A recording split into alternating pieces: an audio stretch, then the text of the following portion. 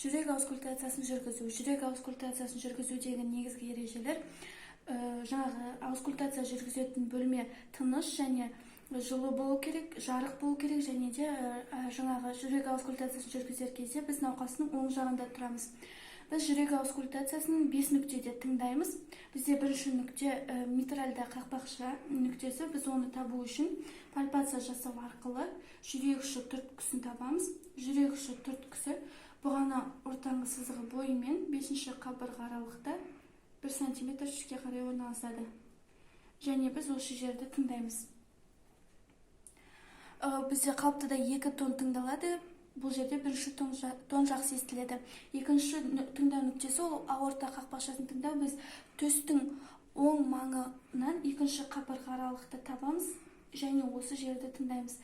Бізде бұл жерде қалыптыда 2 тон тыңдалады, 2-ші тон жақсы естіледі. Келесі ол өкпе бағанасы қақпақшасын тыңдау. Төстің сол жақ қырынан 2-ші қабырға аралықты тауып осы жерді тыңдаймыз. Бізде бұл жерде 2 тон тыңдалады қалыптыда және 2-ші тон жақсы естіледі. Бізде 4-ші тыңдау нүктесі ол 3 жармалы қақпақшаны тыңдау. Яғни біз төстің семсер тәрізді өскіннің негізін табамыз және осы жерді тыңдаймыз. Бізде бұл жерде қалыптыда 2 тон тыңдалады және 1-ші тон жақсы естіледі.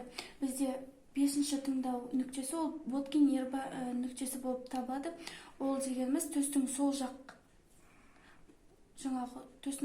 қырынан 3-ші қабырға аралықты тауып аламыз және осы жерді тыңдаймыз. Бұл жерде бізде 2 тон тыңдалады қалыптыда және 2-ші тон жақсы естіледі.